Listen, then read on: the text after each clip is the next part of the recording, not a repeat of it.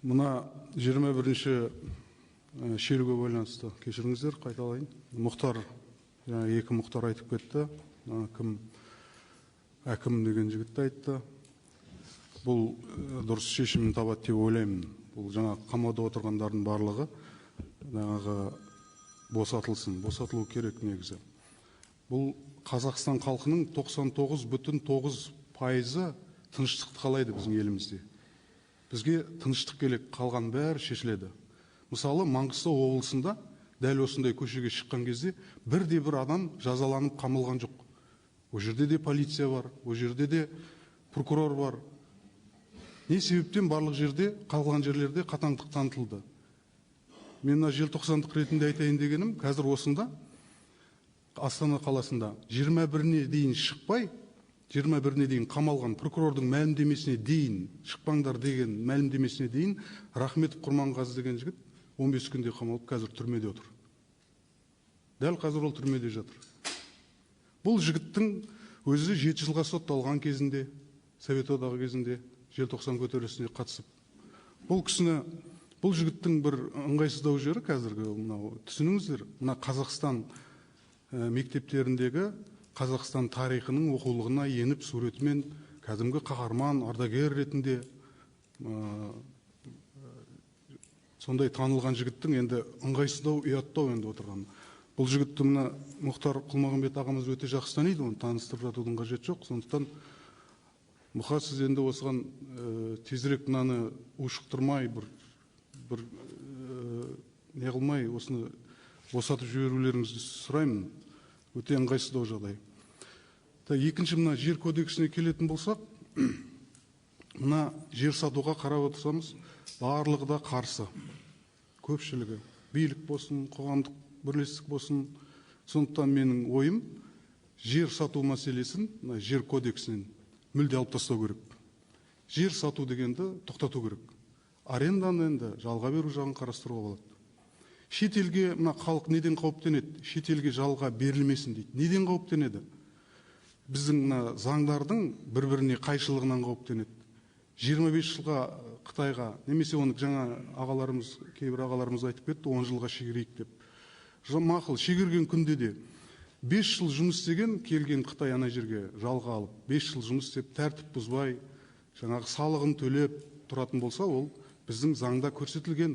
Ол Қазақстан автоматты түрде Қазақстанның азаматтығын алады ол. Немесе келіп қазақ қызына, Құдай сақтасын, қазақтың азаматшасына үйленетін болса, Қазақстанның, ол 3 жылдан кейін автоматты түрде сол жердің өзі де Қазақстан азаматы болып шығады. Одан ұрпақ келсе, мүлде басқа, ол бала, келген бала сол жерді иеленеді. Одан кейін жаңа сіздер заңда көрсетілген 10 жылда 50% мөлшермен оны сатып алады. Қазақстан азаматына да сатылмасын дейді. Қауіп бар. Неге дейді? Мына қазіргі жалға алып отырған Терещенко сияқты байлар, маған дейін де айтылып кетті ол. Осылар жекешелендіріп алады деген қауіп. Сондықтан Қазақстан азаматтарының өзіне де жалға берген кезде де әртүрлі механизмдерді қарастыру керек. Содан кейін айтатын бір мәселе, осы уақытқа дейін бір жергілікті әкімнің жаңағы ручкасымен, автоқаламның ұшымен жер учаскелері сатылды. Бір ғана адамның, бұл дұрыс емес. Бірнеше халық өкілдерінен құралған жаңағы комиссия арқылы берілу керек жер. Егер ол бір әкім шеше беретін болса, ол әкімді қорқытып алады, ол әкімді сатып алады, ол әкім болмаса, өзінің туған туысқандарына жібереді. Ол түсінікті жағдай. Осында қарастыру керек. Енді жер сату дегеннің өзі ыңғайсыз енді. Тағы да айтамын, алып тастау керек енді. Біз мұнай сатып байи алмадық.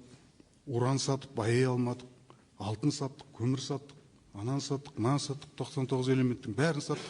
Енді жерді сатып, бір жерімізді жамаймыз деген енді ақылға келмейді енді.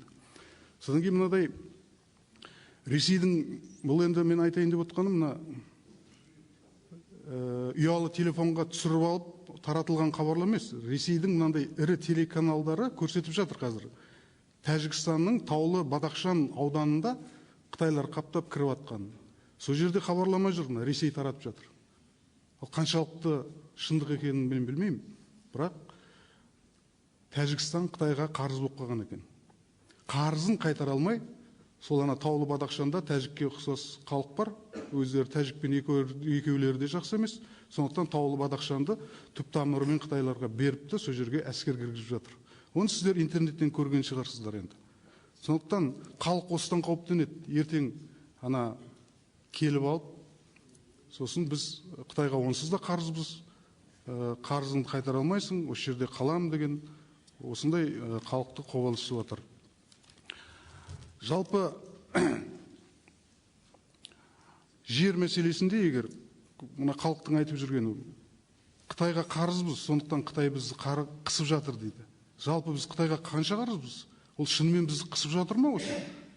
Жерді бересіңдер, болмаса қарызыңды қайтарыңдар деп. Егер осы мәселені ашық күн тәртібіне қоюға болады ғой. Оны жасырмай үкіметтен сұрайтын. Сондықтан жер сатылмасын, жер шетелдіктерге жалға да берілмесін.